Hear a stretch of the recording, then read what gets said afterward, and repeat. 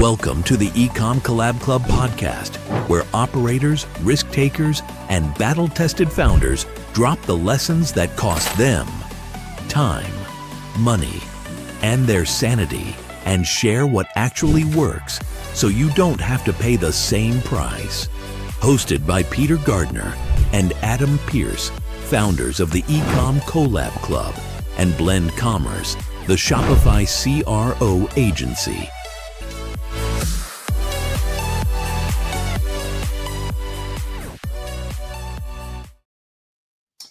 So guys, let's talk about toxic relationships. Now, I'm not talking about the relationship between me and Peter. I'm talking about paid ads. Now, paid ads in 2025 have felt a bit like a toxic relationship. You kind of needed them. They definitely hurt you. And every time you think you're out, one decent week pulls you straight back in. So look, CPMs are up, attribution's lying, ROAS screenshots on LinkedIn look more like fan fiction than data. So what we want to do today is we want to ignore the case studies and start talking the truth and look at the real state of paid media in 2025. Why some brands scaled, why others basically set their budgets on fire, and where AI and automation helped, where it quietly sabotaged everything in the interim as well. Now, guys, to do that, we have someone who has an agenda, who spends all day on their agenda of looking at accounts, not just in the comment section, and that is Oscar Ford, founder and CEO, Anuncia, specialist PPC agency working with UK businesses and charities. Oscar, welcome. And that was nearly flawless, but not quite. But hey, there you go. Yeah, thanks, guys. Yeah, I'm really excited to be here. Wow, that was a brilliant intro. Thank you very much. Oh, I try, mate. I try. I mean, I'm glad you made an effort today wearing a shirt. I mean, me and Peter generally don't anymore. So I appreciate that, you know, as a starting point. Thanks. Yeah, just, you know, as Peter suggested earlier, you know, maybe it's just backless. I've just got the front on, you know. So. The clip on. And that introduction today was like a boxer's announcement, like as the boxer was coming into the ring. It's like, let's get ready to rumble. You could be a good announcer, actually. I'm available for events. Please do contact me on my personal email address. Thank you very much. Wow. Oscar, don't say that too much. You're going to make his head even bigger than it is right now. Impossible. It's massive. Jeez.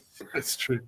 Oscar, for anybody that hasn't stalked you on ChatGPT, I usually say LinkedIn, but I'm going to say ChatGPT because that's probably the new stalking tool that we can use to find stuff out about people. Give us that background. Who are you? Where did you come from? What did you do? And as Adam wanted to know, when were you born? Tell us what's going on here. Yeah, absolutely. Yeah, so 1991, Adam, in Leicester. Yeah, so that's, you know, born in the early hours of the morning, I think. No, but yeah, so I grew up in Leicester and then went to university in York, did a stint of living in London, and then moved back to Leicester and have been here kind of nearly 10 years back since. And grew up with two very entrepreneurial parents, so they ran a leadership and management business together for about 15 years, and then did some property development businesses as well. So I think that kind of normalizes starting your own business, which I think is kind of slight insanity for most people, but if you grow up around it, you think that's a normal route for to go down.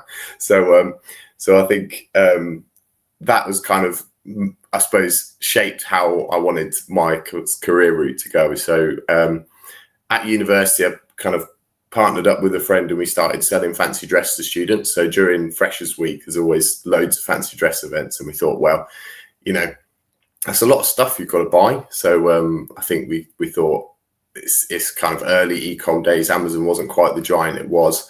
And we thought, oh, well, why don't we just put together accessory bags for all the events that are going on? So camo gear, glow sticks, all that kind of stuff. And you know, most places do a lot of the same variations of events. So we were doing that, and we partnered with the colleges to help us sell them. So we're doing almost like kind of affiliate marketing almost, or kind of network marketing early on. And yeah, great learning experience. Didn't really work as a business, but we had a really smart guy who was a student who built us an ecom website back before you could just put something amazing together with Shopify. He just kind of built it all custom for us at the time, which I think we didn't appreciate how amazing that was back when we were doing it. We kind of missed that. After university, went to work for an affiliate marketing company out in Lichfield, actually, so more kind of Birmingham way, Adam, and just earned my stripes with just learning lots of different aspects of digital marketing. So affiliate marketing, paid, email marketing, all that kind of stuff, and really just got a great foundation in understanding how people make money online in different ways, basically. Then I freelanced for a while and just kept getting referrals from freelance clients doing Google Ads, and was working out of my parents' front room, which was just kind of cold and lonely for a time, and then started to kind of bring on team members. And now we're a team of 5. So we've got an office in Leicester, and we work flexibly, so a couple of days a week together in the office. Just kind of love getting success and trying to get paid ads to drive profitable growth for eCom businesses across the UK. And as I said, kind of just a mixture of businesses and some charities as well. So a nice mix of clients with a very specialist skill set that we apply to them. Yeah, cool. And which channels are you guys focusing on? So primarily Google, Microsoft, and Meta, and then some LinkedIn as well. I'd say Google is still kind of the big one for us. I think, it's got 90% of search market share still in the UK and probably most countries in the world. So that's a big one, and YouTube as a kind of an extension of that. And obviously Meta's the other massive platform for eCom as well. So yeah, a lot of energy in those ones. Okay, cool. And my notes on you here say you've got an obsession with tracking the strategic layer. Yeah. So I think Google Ads, like a lot of the other digital marketing specialisms, they're so specialist and they move so quickly. So I think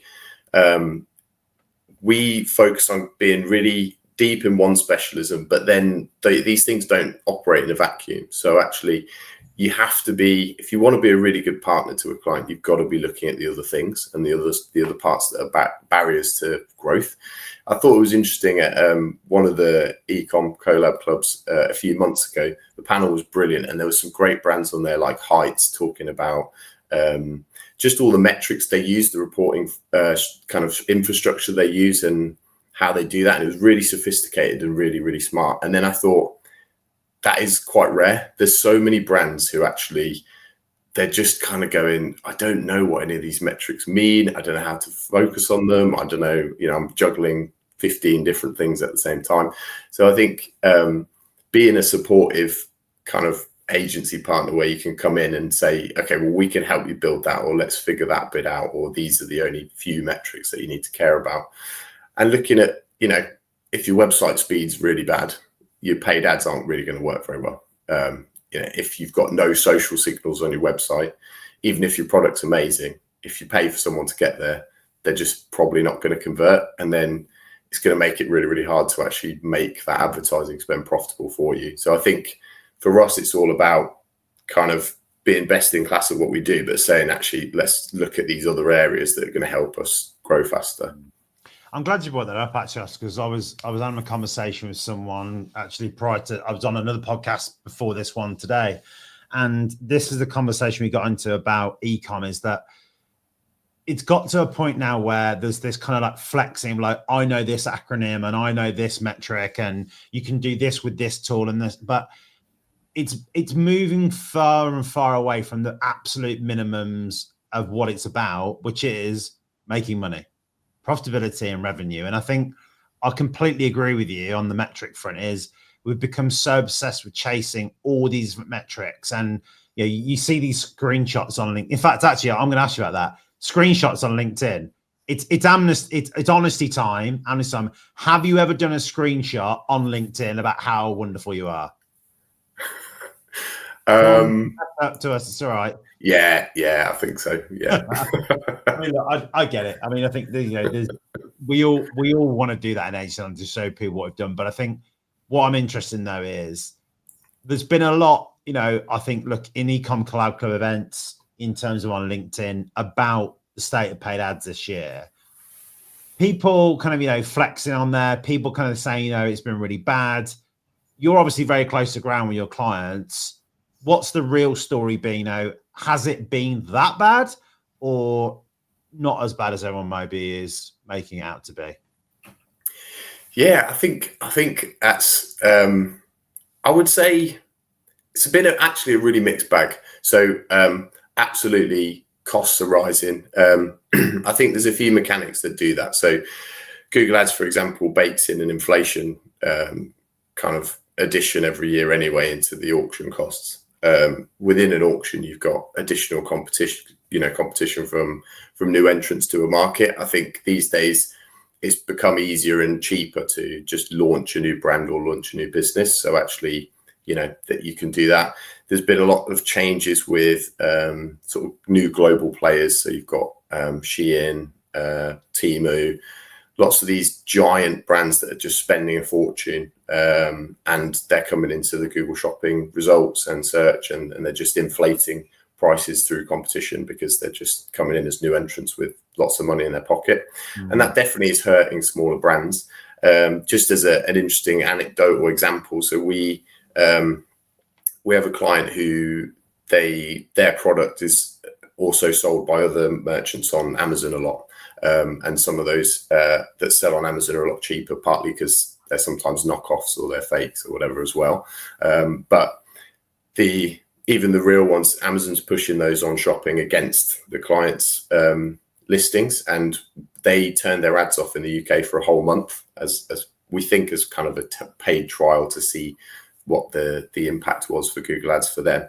And it boosted revenue by 20% for that month for that client. So it just shows you, and that was a mixture of reduced cost per click and increased conversion rate as, those buyers came to our brand instead of going to Amazon.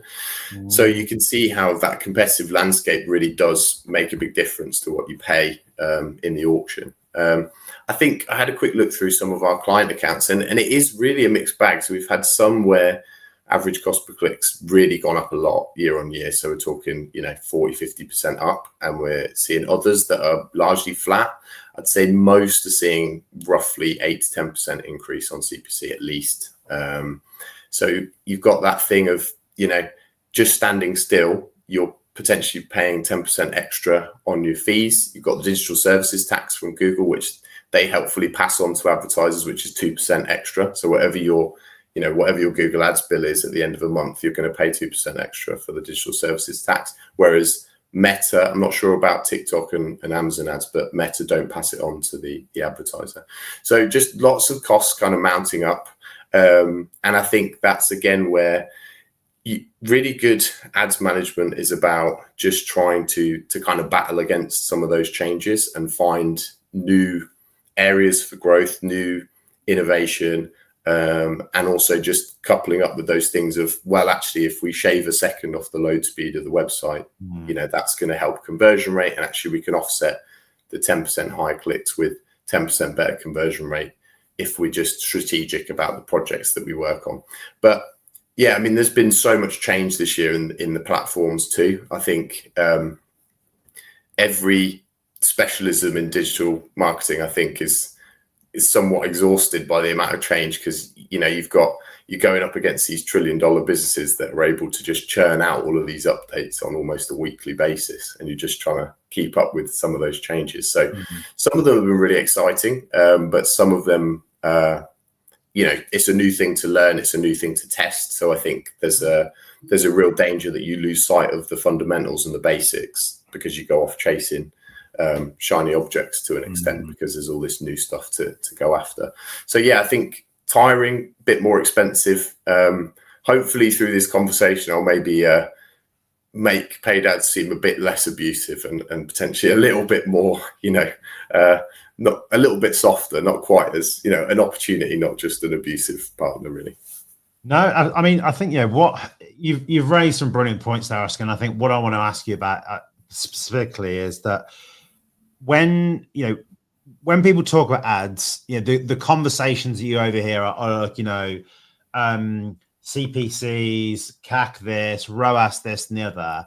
And I think a lot of the time the conversation is about, look, are we going to increase budget, decrease budget through Meta, through Google, whatever it might be? What you don't tend to hear much of is, well, what's the interplay between what we're doing on email marketing, on CRO and SEO? With the clients you work with, do you think there's become more of an awareness of using those as the levers over the past couple of years? Or do you still think there is very much a siloed mentality of, look, paid ads does this thing, CRO does this thing, email does that thing? Yeah, that's a really good question. And actually, I think the best brands don't silo it and the best partners don't silo it. So actually, I think you still get a mixture of attitudes. So, we definitely find situations where a client decides to change their entire website platform. Maybe they do a migration from WooCommerce to Shopify, and they let you know a week before, and you kind of think, guys, that's you've really Thanks. yeah, exactly. That's exactly it. Yeah. So, and I think as an important point for anyone who is thinking about doing a website switch, with there's been a lot of that over the last few years with brands moving to Shopify. But for example, with Google Ads, you're going to have all your URLs are going to change. So your ad destinations are going to change. If you've got a decent sized account with lots of campaigns and ads running, that's a reasonable amount of work to map the old destinations to what the new pages are going to be, if there's any changes to the structure, and schedule that so that it goes live with minimal downtime. Because once that switch happens, those ads that get disapproved, you're going to be sending, well, they just won't run. And so you're going to see some disruption. Also for product feeds, which is probably the biggest one, is if you're on WooCommerce, for example, and you build your feed there, it'll assign us a unique ID to every item in your feed, and Merchant Center will basically use that as its identifying ID, and that's the kind of be all and end all for that product. If you upload the exact same product with a completely new ID, Google treats it as a brand new product. So you might have thousands of clicks historically, but Google will just suddenly go, that's a new product. So you've got to keep the ID the same when you switch your feed, and that can be quite complicated, and it needs a bit of planning to make sure it's done right. So there's just things like that where making sure that you're joining up those things between web development, SEO, to make sure that those kind of pieces are playing nicely together is really vital. And I think the best brands do that. And if you're running email campaigns with promotions, I think that's going to have an impact potentially on paid as well. If you've got brand ads running, you do a big, massive email campaign, people are going to Google you and they're going to click on your brand ads. They'll Google your brand and come through on the website. So you're likely going to see an uptick in revenue from your brand ads if you're running them. And that might be fine, especially if you've got lots of competitors running on your brand as well. That makes sense. But if you're not, if you just are in open space and no one really bids on your brand, then you probably don't need to run brand ads at that point. You're just going to spend money to get people who'd come through on your free organic listing anyway. So I think absolutely best brands join it up. And I think there's a lot to be said for not treating them as silos. Great to hear.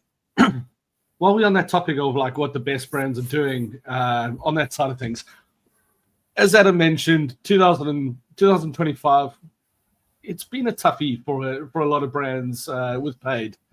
What in your opinion has separated the ones that are still able to scale their budgets right now and get great return on ads, and the ones that are basically just going, here's a latte, here's my cash, burn? Yeah, I think getting the fundamentals right is a huge aspect of it. So I think the kind of really unsexy basics that a lot of brands overlook or feel that they're just a bit boring or too hard to work on, the discipline to get those in place and to spread that clear message of these are our objectives to all your partners and all your kind of platforms.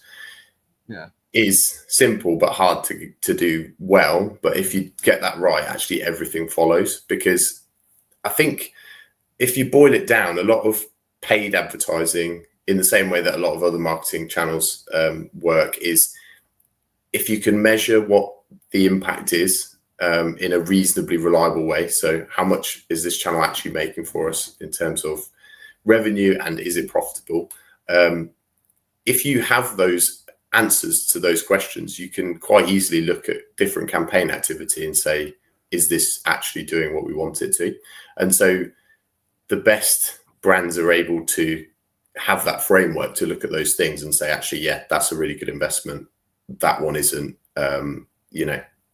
we need to maybe deploy that in a different way or test something new.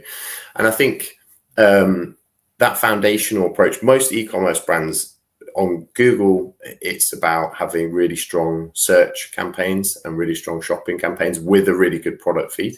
If you've got that, you're kind of a long way towards having a good setup with good conversion tracking. So having your revenue coming through as accurately as you can get it. And I can go into more detail on the tracking through this call. But I think having those mechanics in place will give you a really good baseline. And then you can start looking at more mid and top funnel activity. So video, demand gen campaigns on Google. So there's like the discovery feed, Gmail ads. There's a lot of additional things that you can look at, but you need the foundation first before you expand to those.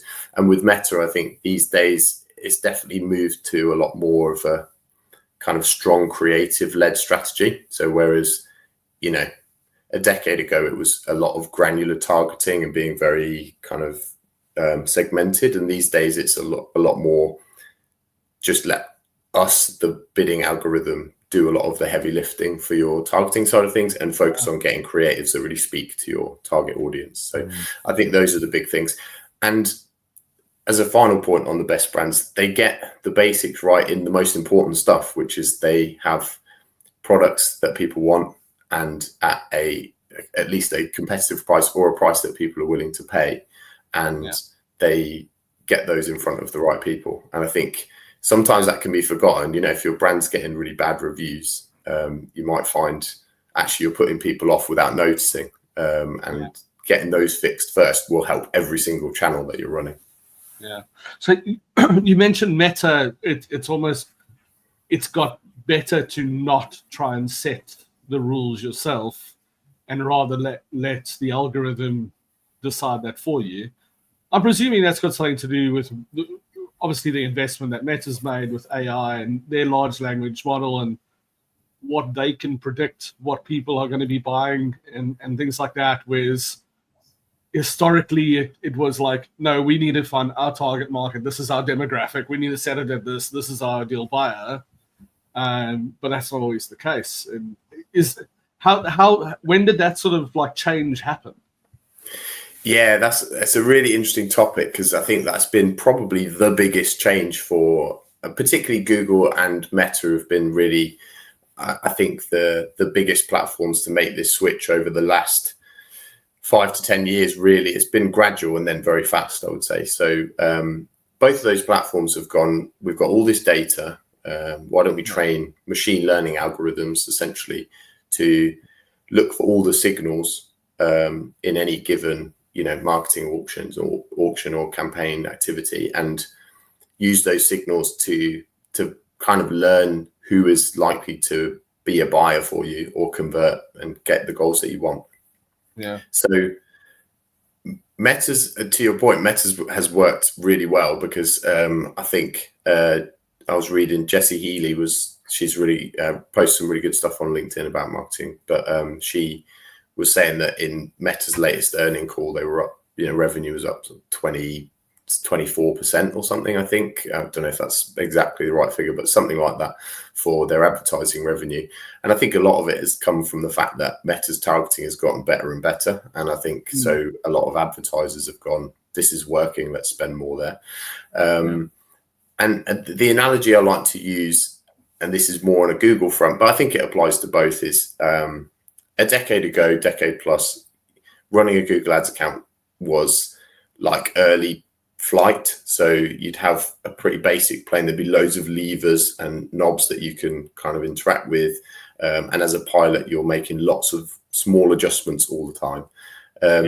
Roll on to today, you're sat in a jumbo jet and there's tons of kind of computers in front of you.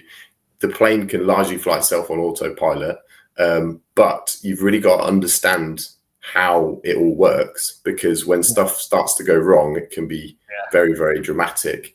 And there's also key points, landing and takeoff, when you've manually got to dig in and kind of know how to make it work and do it safely. So I think to that point, they can be a great tool and a great kind of fuel to a brand's firing growth, but they can also be quite dangerous. So as an example, we had a client who they switched a cookie consent platform. They changed their provider, and for whatever reason, there was some kind of weird plugin conflict or something that meant everything else stayed the same, except the revenue that was reporting through to all Google Analytics and Google Ads and Meta times by 100. So you get the same transaction, but if it was £100 purchase, it would be £10,000 in revenue. So what was really interesting, we picked it up really quickly, but what was interesting was how fast the platform started to adapt to that new information. So especially if you've got kind of budget to spare, so if your campaigns aren't hitting your budget limits every day, suddenly the algorithms go, oh, this is great, we're absolutely smashing our revenue targets, let's spend. And then suddenly your costs are kind of starting to rocket. And there's lots of situations where that can really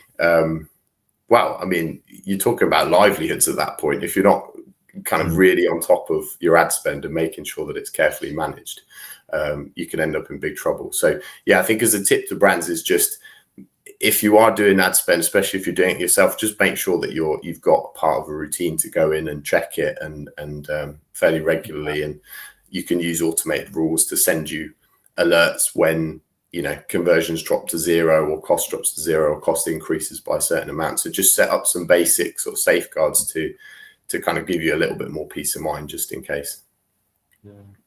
Oh, that's interesting. And do you find that brands are still nervous to use that autopilot? Is there a bit of a trust issue and going, I still want control over who I'm sending this to? Yeah, I think that does apply to an extent on Meta more than Google, because I think Google's they've tried to make the campaign creation process much more simplified, so that essentially that more brands, particularly smaller brands, can just jump onto the platform, add their credit card details, and away they go.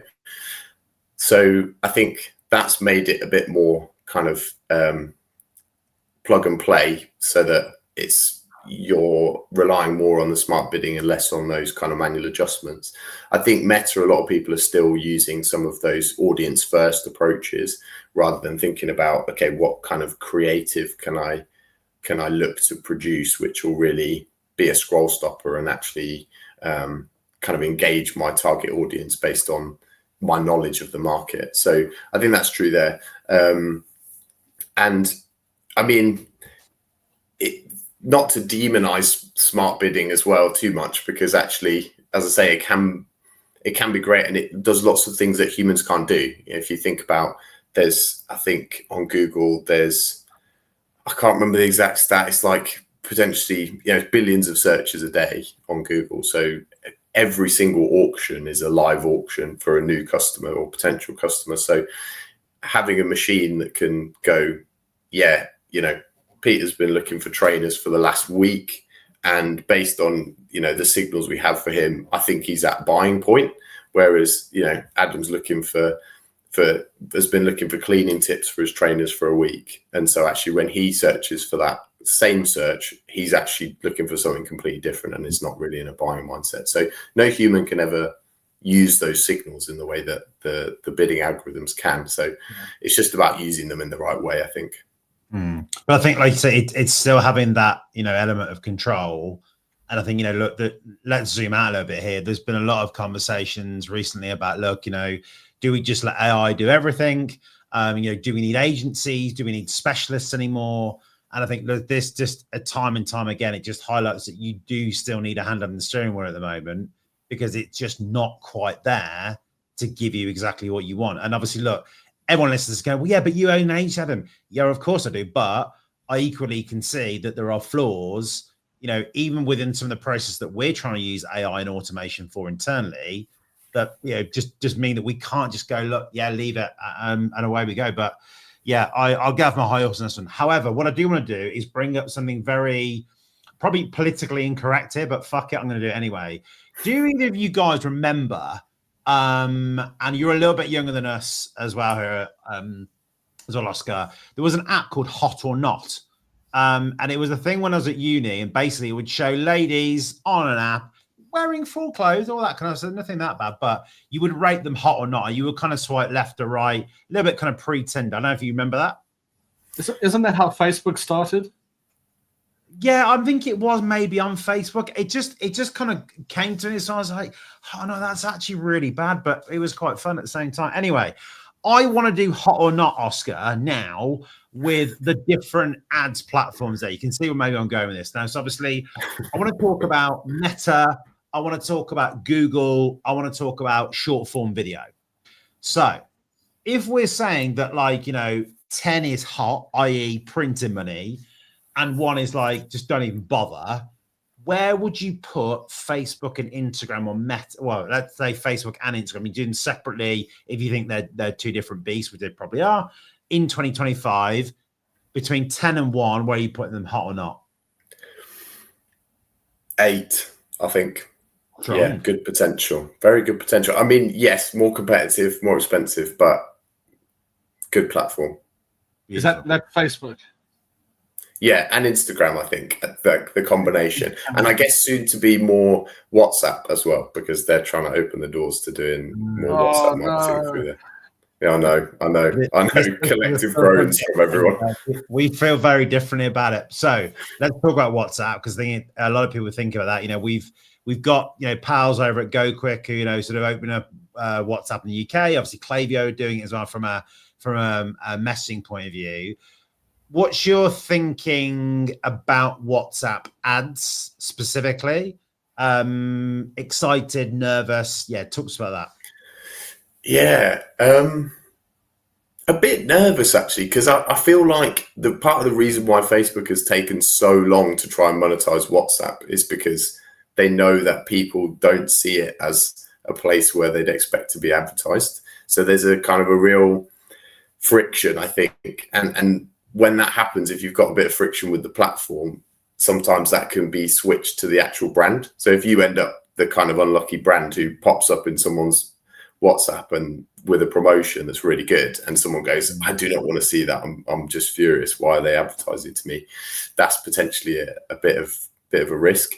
That being said, Facebook, to your point, morphed from that kind of hot or not thing into a global phenomenon of kind of connecting with your friends and family and sharing photos. And then they turned it into an ads monster. So they've got form for being able to do it and kind of normalize it. So maybe it's just a time thing. I don't know. I mean, from some very small WhatsApp activity we've seen from some of our clients, I think, where they've been just looking to connect with potential customers, the results have been a little bit mixed, I think.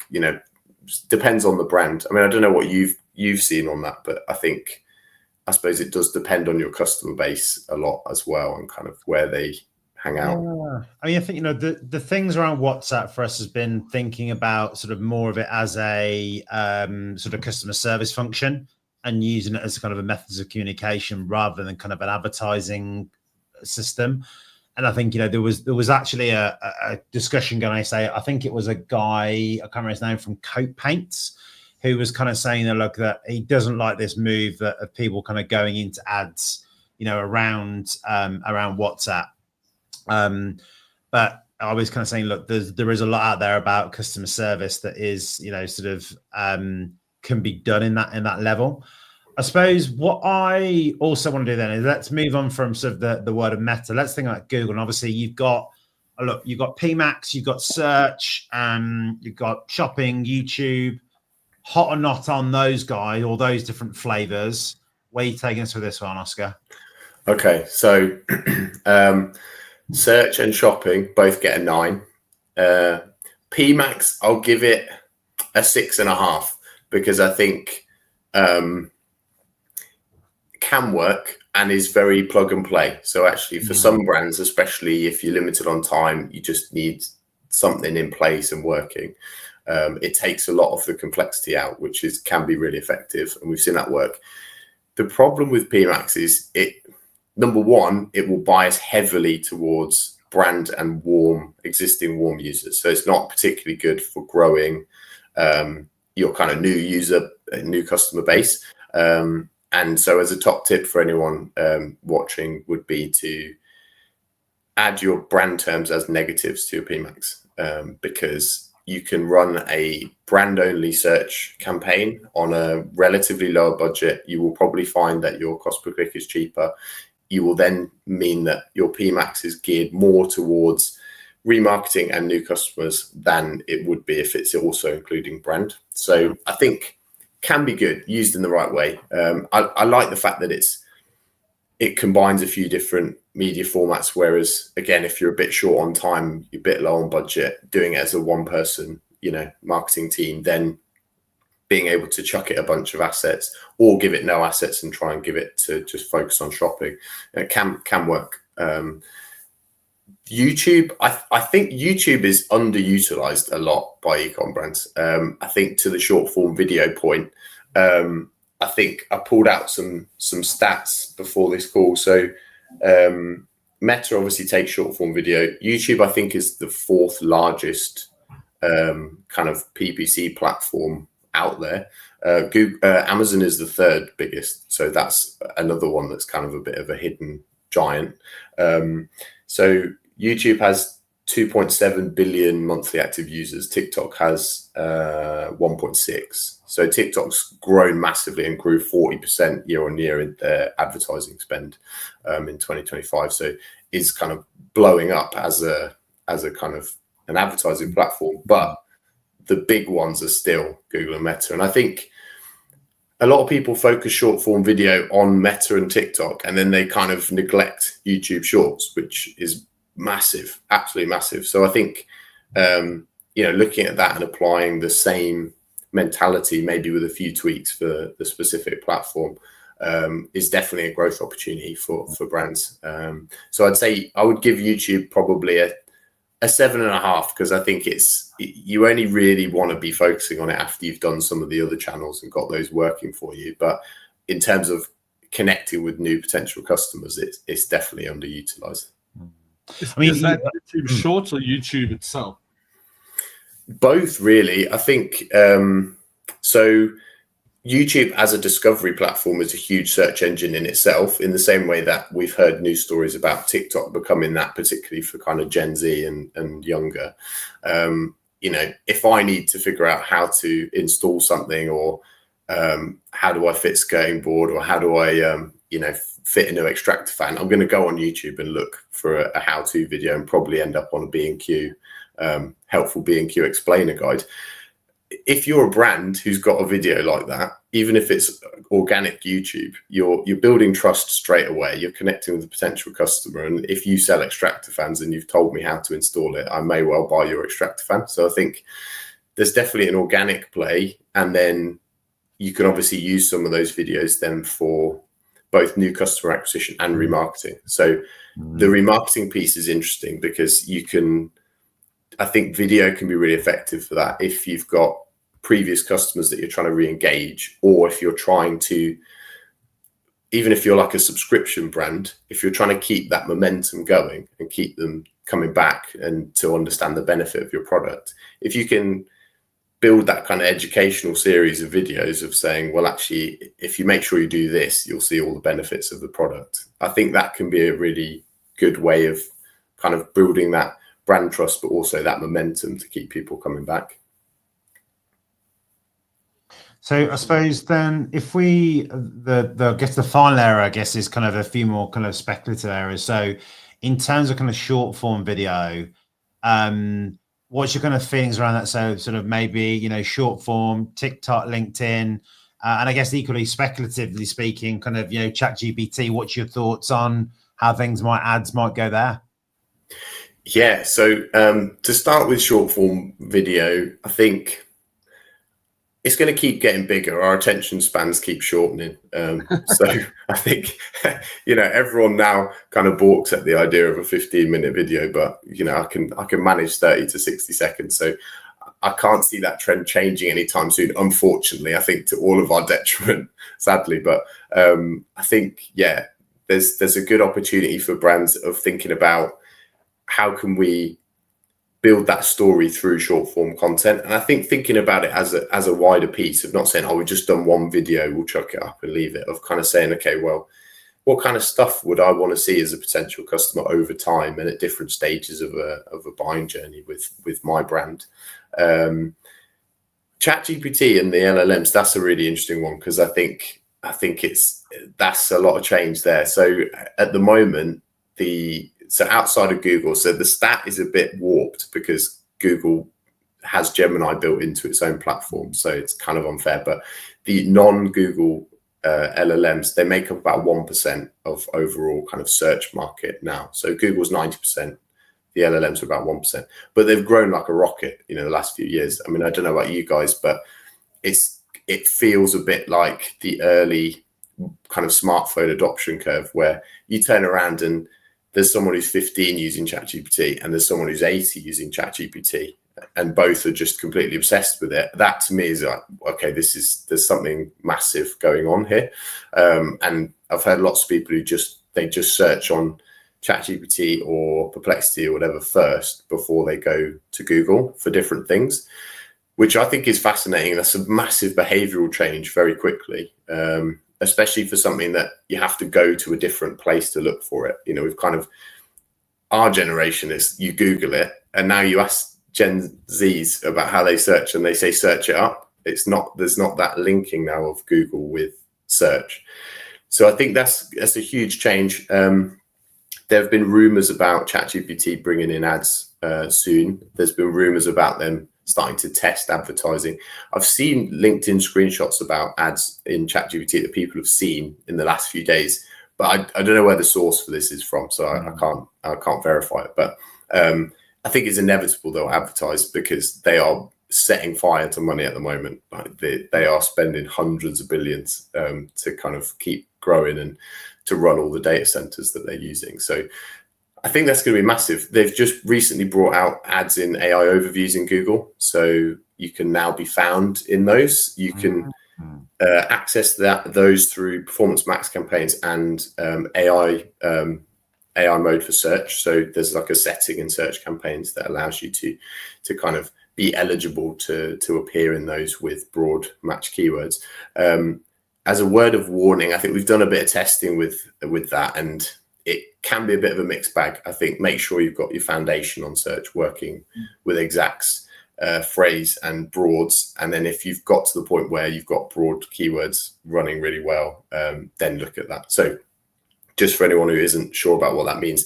So an exact keyword, I'm simplifying here, but if you search for red hat on Google, if I've got red hat as a keyword on exact, then an ad will show. If you search maroon hat, my ad won't show. But if I'm running a broad keyword, it will, because it's kind of related but not exactly what you typed in. Okay, cool. What do you guys think about the rise of LLMs? I'm just interested to get other people's opinions as well. I'm one of those youngsters that use chat. That's what they're calling it now, chat. Not ChatGPT. It's been shortened to chat. I search there first. I very rarely now search on Google. I will go to Google if ChatGPT's answer or the LLM's answer is a bit too broad and hasn't been specific enough, then I'll go to Google. Then I feel like I've got to go do the old school, do my research. But run ChatGPT and the research model with giving it web browser access. It basically does that work for you now, instead of you having to go click through multiple different places. And then on the odd occasion when I have bad habits defaulted back to Google, the AI overviews are pretty much the things that I would read and not really click through much off the back of that. I was interested. So you say the ads have started to come in there. I haven't seen any ads in there. How are they getting people to click on that? Because like even the references that they use within there seem like they're so tiny, nobody's going to click on those in any case. Yeah, I agree. So I'm still a little bit skeptical because, again, I'm like, where's the source for this information? Because I did some Googling to try and find out, where was this announced? And it hasn't been announced, but supposedly it's this kind of closed, kind of early access thing with sort of, I'm assuming, big businesses in America as a first instance. The screenshot I've seen is like a kind of sponsored result box. So kind of straight out of the Google playbook, which I think might be a little bit disappointing if they go down that route, because I'm just a bit like, you've got a new opportunity here. One interesting bit of news that I saw was Shopify and OpenAI announced a partnership to be able to start buying directly from Shopify with agents from ChatGPT. So I do think there's, it definitely shows that the winds of change are kind of moving in a different way, and Google's clearly scared about this.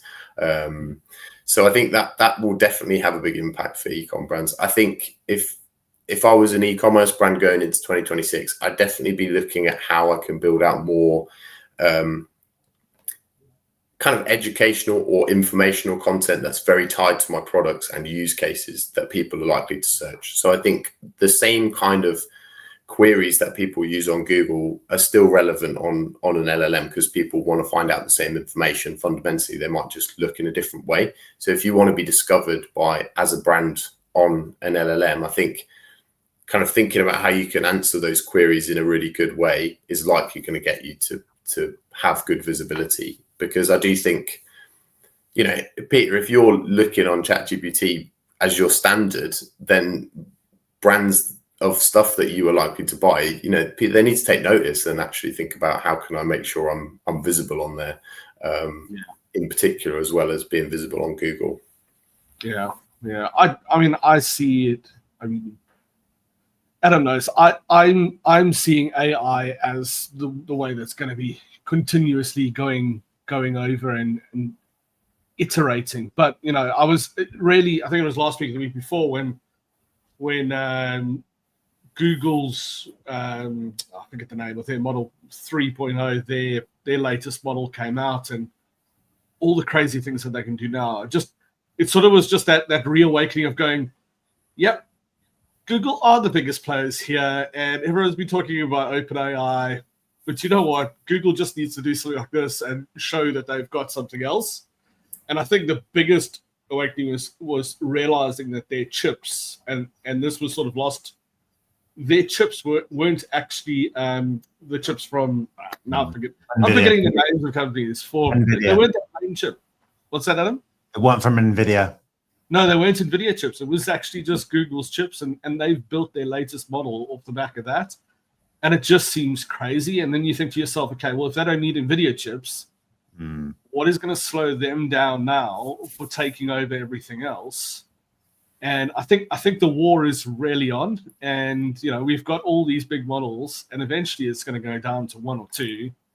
And it's going to be like your preference. Like, do you use a Mac or do you use Microsoft? And it's going to be interesting to see how they go. But 100%, I think, in my opinion, Google search, as we know it right now, I mean, it's already changing, so it's a very easy prediction to make. But I just don't see a list of links being something that will be there in 5-10 years' time.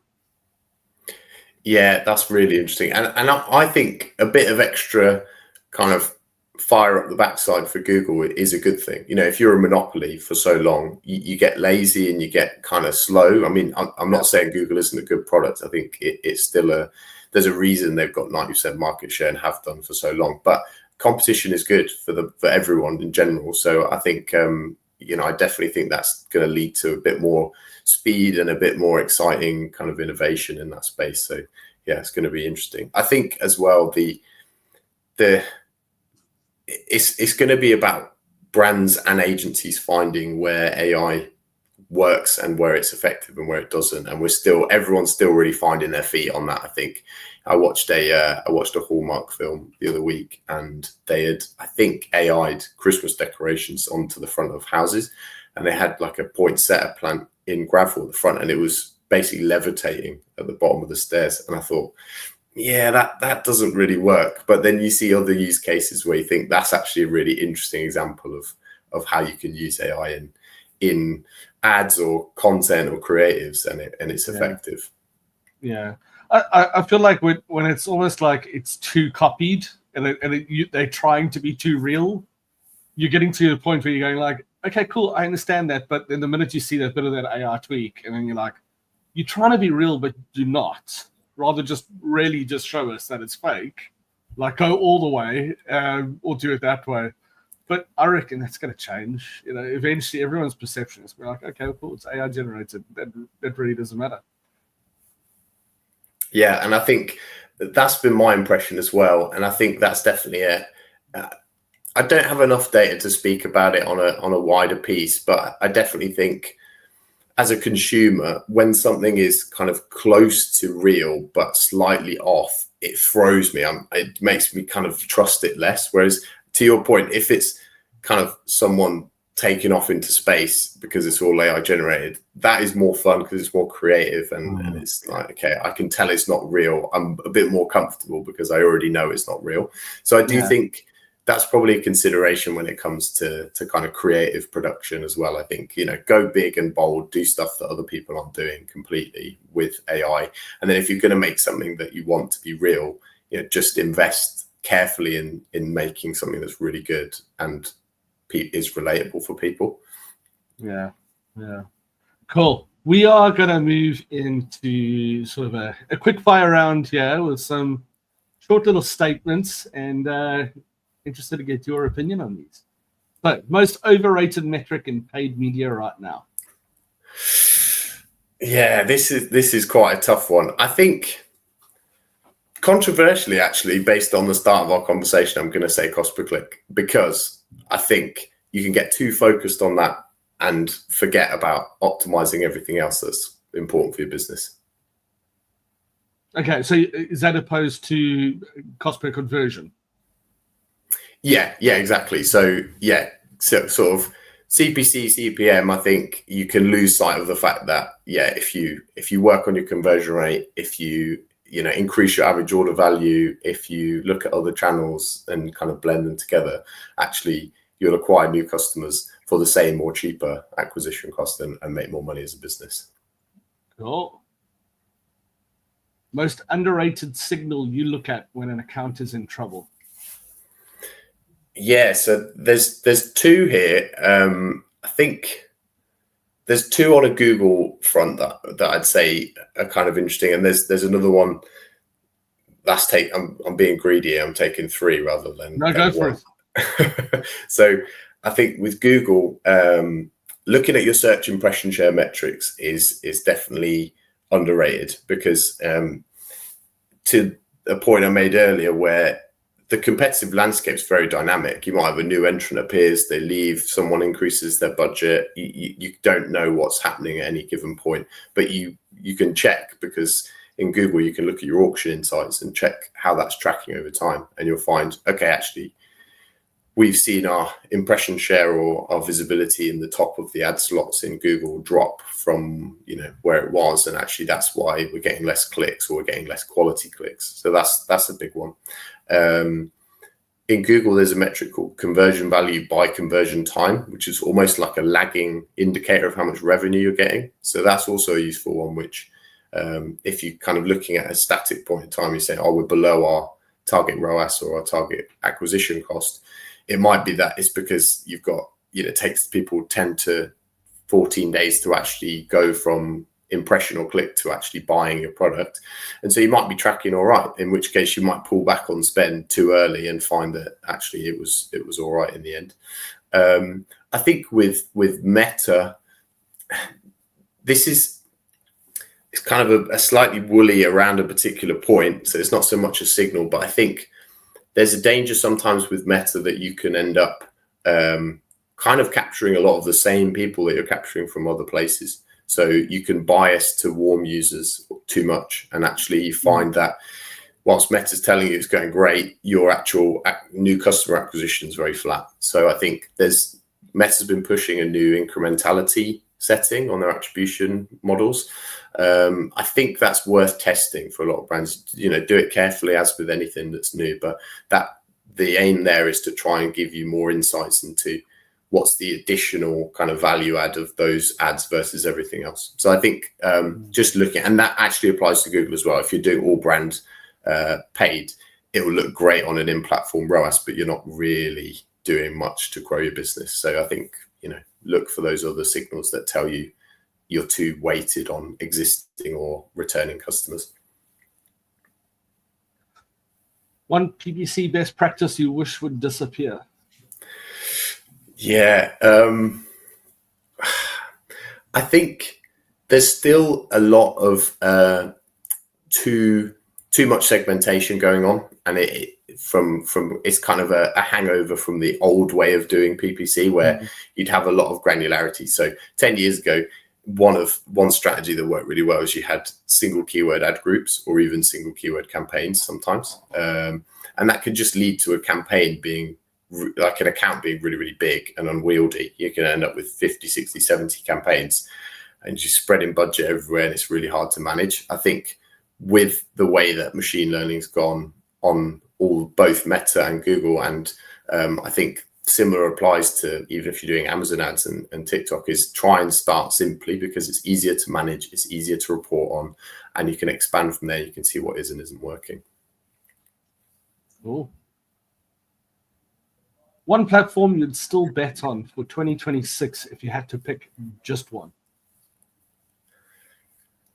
Oh, I'm biased, but Google. I think depends on the brand, but I think Google's still got it. I think. Yeah, I was going to say, Oscar, Peter was actually marking up your scores in the hot or nots, and search and shopping was a 9. So yeah, I was going to say you got to say Google, really. Yeah. I mean, they just threw the haymaker with their latest model. So I think you're onto something there. You've got £1,000 left this month, and you need to actually do something. Where do you put it, and what do you run it on? So I think if I'm already running ads, I would start with looking at what's working, and if anything's kind of budget limited and actually could do better, because any PPC platform will give you signals of saying you have to be a bit careful with them, but they'll give you signals to say, yeah, I want to spend more. And actually, if the metrics are good for cost per acquisition or ROAS or whatever you're kind of focused on, I'd probably focus on putting it there, add budget to something that's already working as a first step. If I wasn't doing that, or if I just wanted to try ads for the first time because, my other channels are working fine, I'd probably initially start with remarketing if I'm not doing it at all. So, getting people back who've been to the site who didn't buy, doing that on different platforms, ideally with a product feed, just nice messaging, make it kind of eye-catching. I think that would be a good place to look. And then as a final one, if you're doing all that already, then probably look at maybe using your customer lists, or to do similar sort of lookalike audiences for your best customers, and seeing if you can use that budget to kind of get in front of new potential customers who look like your best customers. Awesome. Thanks. Oscar, thank you so much for all your insights today. It's been very interesting listening to you. Somebody that we sort of work on the other side of those ads, and we rely on people like you to work with the brands that we work with to get that traffic in for us to then optimize websites. And, it's something that I wish I wish I knew a hell of a lot more, but it's difficult. And, the knowledge that you've dropped today, like, I've just been picking up little pieces. Oh, that's cool. You can do that. You can do this. So thanks so much for being so generous with your knowledge today, and coming on the podcast with us today. Oh, thanks, guys. No, I really appreciate you saying that. Yeah, hopefully there's a few things that people can take away and apply or change how they're doing things to improve their paid ads. And yeah, thanks for bearing with me through probably the least quickfire round you've ever had. It's like really slow. You were quick. Yeah. But like packed information. And look, I've scored. It's clear. Obviously, you clearly know your stuff on this. And look, if people listening want to get in touch and find out more about what you guys do, what should they do? Where should they go? I actually think, to keep it simple, best place is find me on LinkedIn. I try and do lots of videos about these kind of topics as well. So hopefully there's some good insights for brands and agencies alike. And yeah, connect with me there. Fantastic. Well, guys, thank you so much as well for tuning in today. If you have liked what you listened to, do give us a like or give us a recommendation and review on the listen platform of your choice. And we'll be here same time next week with eCom Collab Club Podcast. Cheers. Cheers. Bye. Thanks for listening to the eCom Collab Club Podcast. Make sure you like, subscribe, and join our community at ecomcollabclub.com/community.